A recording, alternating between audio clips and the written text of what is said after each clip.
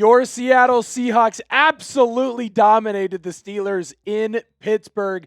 And in my eyes, as great as that victory was, there are still two more things that we need to dive in because there is great news for this Seahawks team. And I'm not just talking about the victory. But before I do that, I want you to join the family. Join your fellow 12s. Subscribe to the channel. You do not want to miss out on all of the exciting content that we have here for your Seattle Seahawks. One, you can join the watch parties that we're having every single game day starting an hour before. But more importantly, you can stay up to date with the latest news and information on your favorite team. The first piece of great news that I want to dive into is welcome back Kenneth freaking Walker. Look, I have to hold my hand up and apologize. I was out here saying that the Seahawks should bench him, that they should move on. It should just be Zach Charbonnet. I was wrong.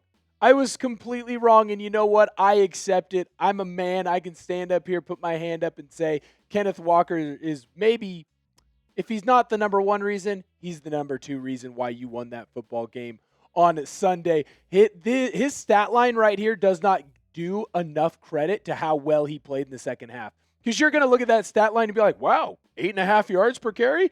That's a pretty darn good average. Here's the deal, though. In the second half, it was almost 10 yards per carry. That's how well he was running the football against the Steelers. He was patient.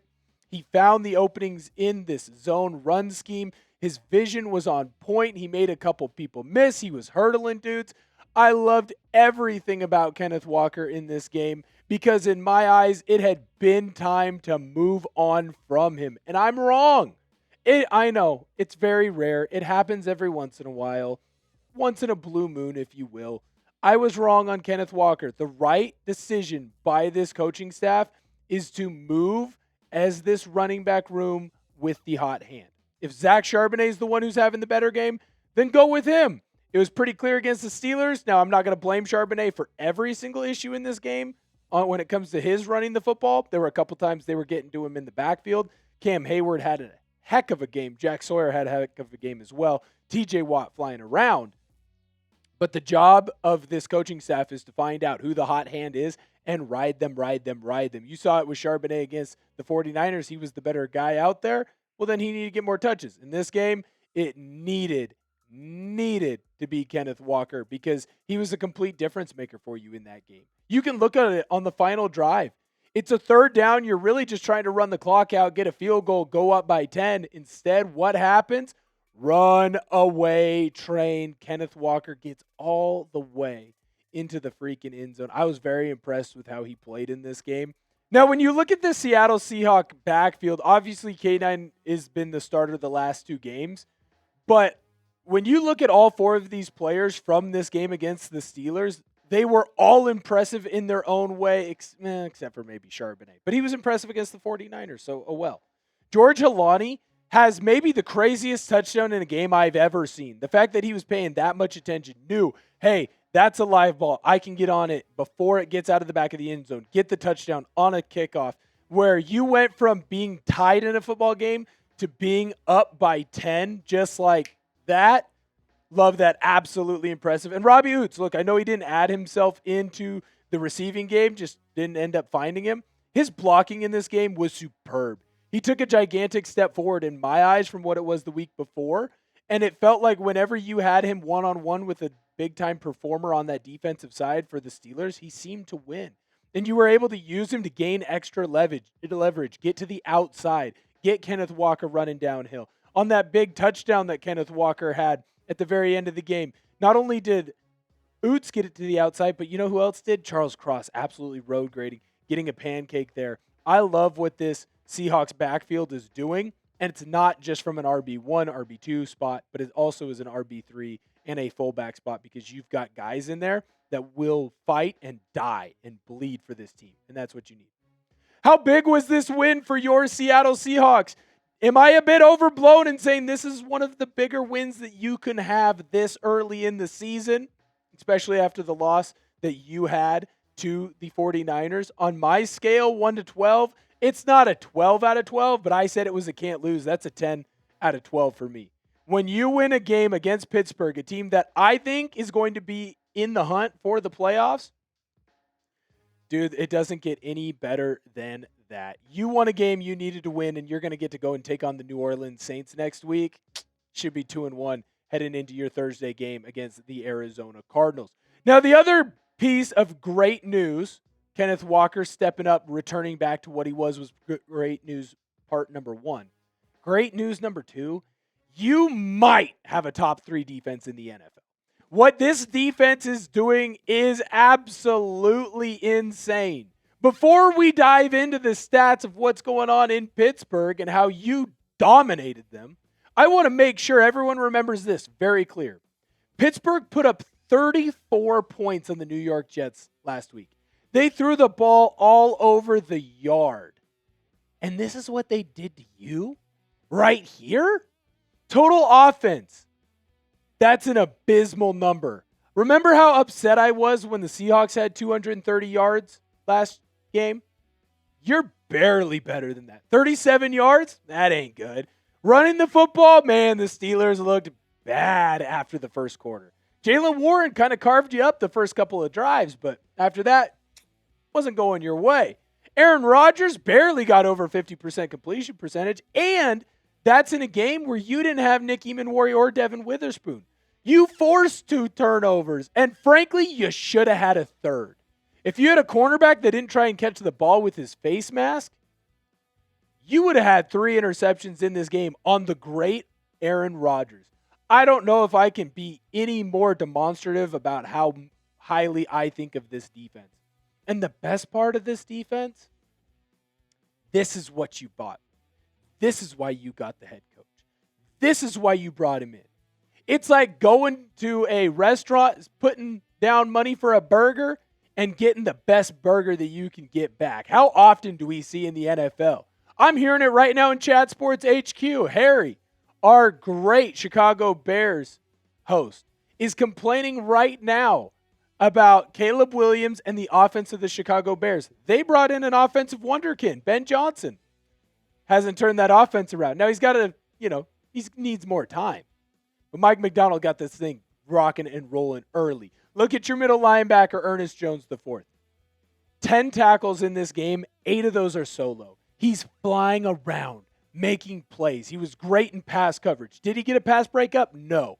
Did he force Aaron Rodgers to throw errantly to the receivers he was covering, tight ends, running backs? Yes, he did.